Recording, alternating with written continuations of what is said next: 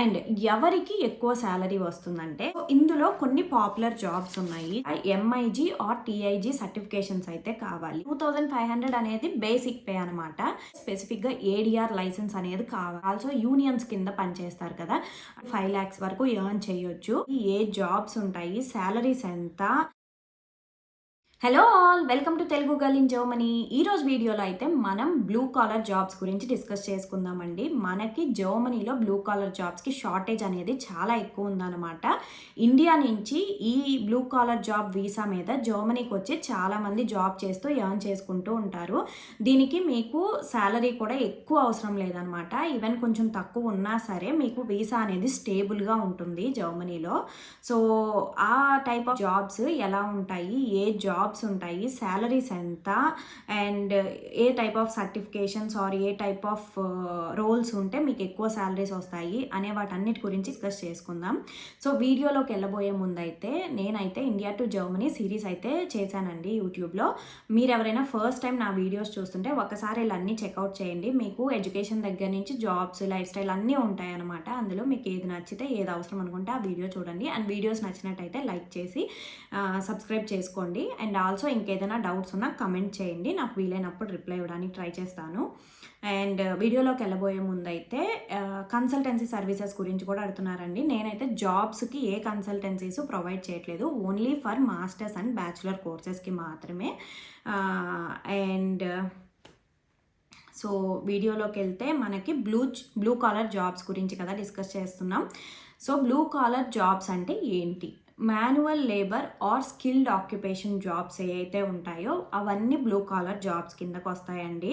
Example మనకి plumber కానీ, electrician కానీ, మెకానిక్ కానీ ఇలాంటి వాళ్ళందరూ అనమాట దాని కిందకు వచ్చేస్తారు. వీటికి షార్టేజ్ అయితే చాలా ఎక్కువ ఉంది జర్మనీలో. సో మీకు సర్టిఫికేషన్స్ ఉంటే ఈజీగా జర్మనీకి వచ్చేయచ్చు అనమాట. అండ్ శాలరీ అయితే మీకు మీ ఎక్స్పీరియన్స్ని బేస్ చేసుకొని, మీరు వర్క్ చేసే రీజియన్ని బేస్ చేసుకొని, మీరు వర్క్ చేసే ఆఫీసెస్ని బట్టి, ఇలాంటి వాటన్నిటిని బేస్ చేసుకొని ఉంటుందన్నమాట. ఇందులో కొన్ని పాపులర్ జాబ్స్ ఉన్నాయి జర్మనీలో, వాటి గురించి మనం ఇప్పుడు డిస్కస్ చేసుకుందాం. అండ్ శాలరీ రేంజ్ కూడా నేను చెప్తాను. ఫస్ట్ మనకైతే ట్రక్ డ్రైవర్ అండి. ఇక్కడైతే truck driver, tram driver, train driver ఇలాంటి వాళ్ళందరికీ చాలా డిమాండ్ ఉంది. బికాజ్ స్కిల్డ్ పీపుల్ అనే వాళ్ళు షార్టేజ్ ఉన్నారనమాట. అందుకని వీళ్ళకైతే శాలరీ అనేది మనకి 2500 యూరోస్తో స్టార్ట్ అయ్యి మీకు 4500 to 5000 యూరోస్ వరకు అయితే వెళ్తుందనమాట పర్ మంత్. సో అంటే మన ఇండియన్ మనీలో అయితే మీరు ఎక్స్పీరియన్స్ బాగా ఉంటే అవి 5 lakhs వరకు ఎర్న్ చేయొచ్చు. లేదు మాకు అంత ఎక్స్పీరియన్స్ లేదు, ఇనిషియల్ స్టేజ్ యూరోప్లో ఫస్ట్ టైం అనుకుంటే మీకు మినిమం అయితే 2500 యూరోస్ అంటే 2,50,000 వరకు మీరు నియర్లీ ఎర్న్ చేయొచ్చు అనమాట ఈజీగా. అండ్ ఎవరికి ఎక్కువ శాలరీ వస్తుందంటే experienced or long distance travel చేస్తారు కదా, డ్రైవ్ చేస్తారు కదా, అలాంటి వాళ్ళకు కూడా బాగా ఇన్కమ్ జనరేట్ అవుతుంది అనమాట. వీళ్ళకి స్పెసిఫిక్గా ఏడిఆర్ లైసెన్స్ అనేది కావాలి. అండ్ నెక్స్ట్ వచ్చేసి ఎలక్ట్రీషియన్ అండి. ఎలక్ట్రీషియన్కి కూడా చాలా డిమాండ్ ఉంది. ఇక్కడ ఏదైనా రిపేర్ వచ్చినా కూడా మనకి ఇమీడియట్గా ఎలక్ట్రీషియన్ అయితే దొరకరు. మనం ఎప్పుడో ఈరోజు మనం బుక్ చేసుకుంటే ఒక 1 month తర్వాత, లేదా మరీ ఎమర్జెన్సీ అన్నా కూడా 2 days తర్వాత అలా వచ్చి రిపేర్ చేస్తారనమాట. అన్నీ సెల్ఫ్గానే చేసుకుంటారు మోస్ట్లీ ఇక్కడ. సో ఎలక్ట్రీషియన్కి శాలరీ రేంజ్ దగ్గరకు వచ్చేసరికి 2800 నుంచి 4000 వరకు ఉంటుందండి పర్ మంత్. సో సిటీస్లో ఎవరైతే వర్క్ చేస్తారో లైక్ బర్లిన్, స్టూట్గార్ట్, ఫ్రాంక్ఫర్ట్ ఇలాంటి ఏరియాస్ ఉంటాయి కదా, వాటిల్లో అక్కడ చేసే వాళ్ళకి ఇంకా కొంచెం ఎక్కువ ఎర్నింగ్స్ వచ్చే ఛాన్సెస్ కూడా ఉంటాయి అన్నమాట. మనకి సేమ్ ఇండియాలో లాగే ప్యాటర్న్. మీరు సొంతంగా పెట్టుకొని ప్రైవేట్గా మీరు ఓన్గా వెళ్ళి చేస్తుంటే ఒకలా ఉంటుంది. మీరు ఒక ఏజెన్సీలో జాయిన్ అయ్యి ఏదో ఒక జాబ్లా చేస్తుంటే ఓన్లీ శాలరీ మాత్రం వస్తుంది. It all depends on how you are approaching a customer అనే దాన్ని బట్టి అనమాట. అండ్ నెక్స్ట్ వచ్చేసి కన్స్ట్రక్షన్ వర్కర్ అనమాట. కన్స్ట్రక్షన్ వర్కర్స్కి కూడా చాలా డిమాండ్ ఉందన్నమాట ఇక్కడ. బట్ ఇక్కడ కన్స్ట్రక్షన్స్ అయితే మోస్ట్లీ ఇండియాలో లాగా ఉండవన్నమాట, ఫాస్ట్గా అయిపోతాయి. And the construction is pretty easy అని చెప్పొచ్చు కంపేర్ టు ఇండియా. అండ్ దీనికి శాలరీ రేంజ్ అనేది 2500 నుంచి 3000 యూరోస్ పర్ మంత్ అయితే ఉంటుందండి. ఇందులో ఎప్పుడు ఎక్కువ వస్తుందంటే ఓవర్ టైం వర్క్ చేసే వాళ్ళకైతే బాగా శాలరీస్ ఎక్కువ ఉంటాయి అనమాట. ఆల్సో యూనియన్స్ కింద పనిచేస్తారు కదా, యూనియన్ లీడర్ ఒకరుండి ఆ యూనియన్ కింద కొంతమంది పనిచేస్తూ ఉంటారు కదా, అలాంటి వాళ్ళకనమాట. ఆ యూనియన్లో వాళ్ళు ప్రెషర్ చేస్తారు, మాకు ఇంత శాలరీ కావాలి అంతా అని చెప్పి. అలాంటి వాళ్ళకి స్పెసిఫిక్గా ఎక్కువ వస్తుంది. అండ్ ఆల్సో కొంచెం ఈస్టర్న్ సైడ్ వెస్ట్రన్ సైడ్ ఇలా డిఫరెన్స్ ఉంటుంది కదా, లైక్ ఫర్ ఎగ్జాంపుల్ ఇండియాలో నార్త్ ఇండియా సౌత్ ఇండియా ఇట్లా జర్మనీలో వెస్ట్రన్ సైడ్ ఈస్టర్న్ సైడ్ అలా ఉంటుందన్నమాట. ఈస్టర్న్ సైడ్తో కంపేర్ చేస్తే వెస్ట్రన్ సైడ్లో కొంచెం శాలరీలు ఎక్కువ ఉంటాయి. అండ్ ఎక్కడైనా సరే యూనియన్ కింద పనిచేసే వాళ్ళకి ఇంకొంచెం ఎక్కువ వస్తాయి అన్నమాట. నెక్స్ట్ వచ్చేసరికి మనకి వెల్డర్ జాబ్ అండి. వెల్డింగ్కి కూడా చాలా డిమాండ్ ఉంది. శాలరీ రేంజ్ వచ్చేసరికి 2700 నుంచి 3800 యూరోస్ వరకు అయితే ఉంటుందన్నమాట. దీనికైతే స్పెసిఫిక్గా ఎంఐజీ ఆర్ టీఐజీ సర్టిఫికేషన్స్ అయితే కావాలి. వీటన్నిటి గురించి నాకు ఇన్ డీటెయిల్ బాగా తెలియదు అనమాట. జనరల్గా ఇక్కడ ఎలా ఉంటుంది అనేది మాత్రమే నేను మీకు ఒక ఐడియా ఇస్తున్నాను. సో మీరు నాకు ఎంఐజీ టీఐజీ సర్టిఫికేషన్స్ ఏంటి అంటే నాకైతే అంత ఐడియా ఉండదండి. సో మీరు గూగుల్లో చెక్ చేసుకొని దీనికి కావాల్సింది ఏంటి అని చెక్ చేసుకొని మీరు చెయ్యండి. బికాజ్ నాకు మీరు అలాంటివి అడిగారంటే స్పెసిఫిక్ డీటెయిల్స్ కాబట్టి నేను మీకు చెప్పలేను అనమాట, అందుకని. అండ్ నెక్స్ట్ వచ్చేసి వేర్ హౌస్ వర్కర్స్ అనమాట. వేర్ హౌస్ వర్కర్స్కి అయితే చాలా చాలా డిమాండ్ ఉందన్నమాట. ఎక్కడికి వెళ్ళినా సరే, ఎస్పెషలీ ఫోర్క్ లిఫ్టర్స్కి అయితే సర్టిఫికేట్ ఆర్ లైసెన్స్ అయితే ఉండాలన్నమాట. ఫోర్క్ లిఫ్టర్స్ అంటే మీరు వేర్ హౌస్లోకి వెళ్ళిన తర్వాత బాగా హెవీ గూడ్స్ ఉంటాయి కదా, అవి ఒక ఫోర్క్లా ఉండే డివైస్ ఉంటుంది, దాన్ని ఆపరేట్ చేసే ఒక లైసెన్స్ అనమాట. ఆ లైసెన్స్ మీకు ఉంది అంటే మీరు అప్లై చేసుకొని ఈజీగా గెట్ ఇన్ అవ్వచ్చు అలాంటి జాబ్స్లో. అండ్ దీనికి శాలరీ రేంజ్ అనేది 2300 యూరోస్ నుంచి 3500 యూరోస్ వరకు ఉంటుంది పర్ మంత్. అంటే మన ఇండియన్ మనీలో అప్ టు 3,50,000 వరకు ఉంటుంది అనమాట. అండ్ నెక్స్ట్ అయితే మెకానిక్ అండి. మెకానిక్ దగ్గరికి వచ్చేసరికి కూడా బాగా డిమాండ్ ఉండే ఒక జాబు. ఈ మెకానికల్ ఇంజనీరింగ్ చేసిన వాళ్ళైనా చేయొచ్చు ఇదైతే, లేదు సర్టిఫైడ్ మెకానిక్స్ ఉంటారు కదా వాళ్ళనమాట. అలాంటి వాళ్ళకు కూడా మంచి శాలరీస్ అయితే ఉంటాయి ఇక్కడ. అప్ టు 5,00,000 యూరోస్ వరకు ఉంటుంది పర్ మంత్. 2,500 అనేది బేసిక్ పే అనమాట. మీరు జర్మనీకి వస్తున్నారు అంటే ఒక జాబ్ తీసుకొని బ్లూ కాలర్ జాబ్తో 2,500 అనేది బేసిక్ పే అది ఇచ్చేస్తారు. ఆ 2,500 కాకుండా మిగతావి మీ ఎక్స్పీరియన్సెస్ మీద కానీ, మీ సర్టిఫికేట్స్ మీద కానీ, మీ స్కిల్ మీద కానీ డిపెండ్ అయి ఉంటుంది అనమాట. సో అక్కడి నుంచి మీకు ఎంత ఎక్కువ వస్తుందో అది ద రేంజ్ అనేది. సో 5 lakhs వరకు మీరు ఎర్న్ చేసుకోవచ్చు అనమాట. ఇవి కొంచెం అటు ఇటు వేరియేషన్స్ ఉండొచ్చు అండి. శాలరీస్ ఒక 500 యూరోస్ అటు ఇటు ఉండొచ్చు, బికాజ్ నేను చెప్పాను కదా ఏరియా స్పెసిఫిక్ ఉంటాయి అని, అందుకని. అండ్ పెయింటర్ అనమాట. నెక్స్ట్ పెయింటర్కి కూడా చాలా డిమాండ్ ఉంది. పెయింటర్కి అయితే 2,300 నుంచి 3,500 వరకు ఉంటుంది మంత్లీ శాలరీ. హౌస్ పెయింటింగ్స్ కానీ, బిల్డింగ్ పెయింటింగ్స్, ఇండస్ట్రీస్లో పెయింటింగ్స్ కానీ ఇలాంటి వాళ్ళకనమాట. Experience and certificates as usual అనమాట దీనికి కూడా.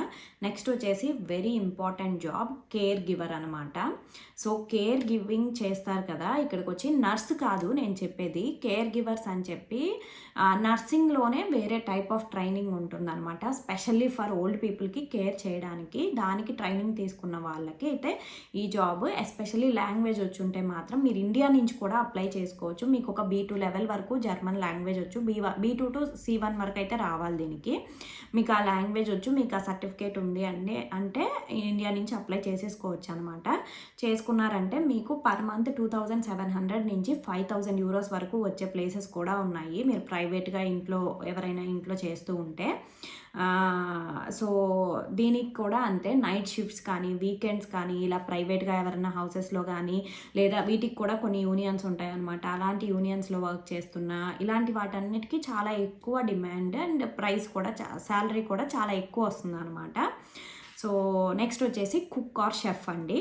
సో కుక్స్ అండ్ షెఫ్స్కి అయితే depends on where you are working. Again చిన్న రెస్టారెంట్స్ అయితే కొంచెం తక్కువ వస్తుంది, లైక్ బేసిక్ పే 2,500 యూరోస్తో స్టార్ట్ అయ్యి, మీరు మిస్లిన్ స్టార్ రెస్టారెంట్స్ కానీ, పెద్ద ఇంకా వేరే పెద్ద రెస్టారెంట్స్ కానీ అలాంటి వాటిలో చేస్తే మీకు 10,000 యూరోస్ 15,000 యూరోస్, ఇట్ డిపెండ్స్ అనమాట. మీరు ఎక్కడ చేస్తున్నారు, మీ ఎక్స్పీరియన్స్ ఏంటి, ఇలాంటి వాటన్నిటిని బేస్ చేసుకొని ఉంటుందన్నమాట.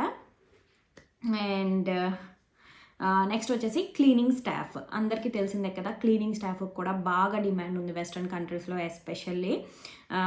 సో క్లీనింగ్లోకి వచ్చేసరికి మనకి 1800 యూరోస్ నుంచి 2500 యూరోస్ వరకు ఉంటుందండి. అన్నిటితో కంపేర్ చేస్తే ఇదొక్కటే కొంచెం తక్కువ శాలరీ బేస్ పే కన్నా.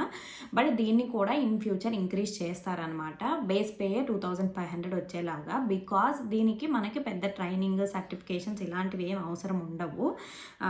మోస్ట్లీ ఎక్కువ శాలరీస్ 2500 అనేది ఎక్కడ వస్తుంది అంటే పెద్ద పెద్ద ఇండస్ట్రీస్లో వర్క్ చేసే వాళ్ళకి, ఆఫీసెస్లో వర్క్ చేసే వాళ్ళకి వస్తుంది. డొమెస్టిక్లో చేసే వాళ్ళకి అంత ఎక్కువ రాదనమాట. సో మీరు ఎవరైనా అట్లాంటి వాటికి అప్లై చేసినప్పుడు ఏంటంటే try to apply in industries కానీ లేదా పెద్ద పెద్ద ఆఫీసెస్లో కానీ అప్లై చేయండి. అండ్ లేదా ఏదైనా త్రూ ఏజెన్సీ ద్వారా గెట్ ఇన్ అవుతున్నారు అంటే ఆ ఏజెన్సీ కూడా కొంచెం పెద్ద ఏజెన్సీ అయ్యేలా చూసుకోండి. అప్పుడైతే మీకు ఎక్కువ శాలరీ వస్తుంది. అండ్ బుచ్చర్ ఆర్ బేకర్ అండి, మనకి మీట్ అవన్నీ కట్ చేస్తారు కదా, అలాంటి వాళ్ళకు కూడా డిమాండ్ అనమాట. బాగా పెద్ద పెద్ద మీట్ కట్ చేయగలిగే. ఇక్కడ ఏంటంటే జర్మనీలో మన ఇండియాలో లాగా చిన్నగా ఉండదు. ఇండియాలో అన్ని పార్ట్స్ కాదు, కొన్ని పార్ట్స్లో మనకి ఎస్పెషల్లీ సౌత్ ఇండియాలో కొన్ని పార్ట్స్లో బీఫ్ అలా తింటారు కదా, అలా బీఫ్ లాంటి ఐటమ్స్ పెద్ద పెద్దగా ఉంటాయి అనమాట. అలాంటివి హ్యాండిల్ చేయాలి అన్నప్పుడు బాడీ స్ట్రెంగ్త్ అనేది చాలా కావాలి. సో అలా ఫిజికలీ బిల్ట్ బాగుండాలి. And also certificate compulsory, butcher certificate అనమాట. And you should be handling multiple types of meat along with పెద్ద పెద్ద హెవీ ఐటమ్స్ ఉంటాయి కదా, అలాంటివి కూడా లిఫ్ట్ చేసే క్యాపబిలిటీ కూడా ఉండాలన్నమాట. దీనికి మోస్ట్లీ మిడ్ నైట్ షిఫ్ట్స్ ఎక్కువ ఉంటాయి. Mid night or early shifts. Early shifts అంటే మిడ్ నైట్ అంటే మీకు నైట్ 10 తర్వాత నుంచి ఎర్లీ మార్నింగ్ 8 వరకు ఇలా ఉంటాయి అనమాట షిఫ్ట్స్. ఆ టైంలో వర్క్ చేసే వాళ్ళకి బాగా ఎక్కువ వస్తాయి శాలరీస్. సో ఇవైతే కొన్ని డిమాండ్ ఉండేవండి. ఇవి కాకుండా ఇంకా చాలా చాలా ఉన్నాయన్నమాట. సో అవన్నీ కొంచెం మైనర్ కిందకు వచ్చేస్తాయి, లేవు అని కాదు. సో మీరు ఏం చేయాలి అనుకుంటున్నారు అనేది ఒకసారి గూగుల్లో ఇచ్చి చెక్ చేసుకోండి, ఏ డీటెయిల్స్ వస్తాయో, తర్వాత దానికి రిక్వైర్మెంట్ ఏం కావాలి, సర్టిఫికేషన్స్ ఏం కావాలి, ఏం చేస్తే రాగలుగుతారని. సో మీకు అలా చేసినప్పుడు మీకు అర్థమైపోతుంది అనమాట. అలా చేసి మీకు స్టిల్ అర్థం కాకపోతే ఇట్లా యూట్యూబర్స్ ఎవరో ఒకరు ఉంటారు, లేదా ఎవరైనా ఆల్రెడీ జర్మనీలో ఉండి ఇలాంటి బ్లూ కాలర్ జాబ్స్లో ఉండే వాళ్ళని అడిగారంటే మీరు చెప్తారనమాట వాళ్ళు. అండ్ ఇది కాకుండా మీకు ఇంకేదైనా అప్లై చేయడానికి జాబ్ సైట్స్ అట్లాంటివి ఏమన్నా కావాలంటే నేను ఇంతకుముందు ఇంకొక వీడియో కూడా చేశాను, జాబ్స్ ఎలా అప్లై చేసుకోవాలి అని చెప్పి. ఆ లింక్ నేను డిస్క్రిప్షన్లో ఇచ్చేస్తాను అనమాట. అది ఓపెన్ చేసి చూసారంటే జాబ్స్ ఎలా అప్లై చేసుకోవాలి అనేది మీకు అర్థమవుతుంది. సో అంతే ఈ video. I hope it is useful for all of you. Thank you.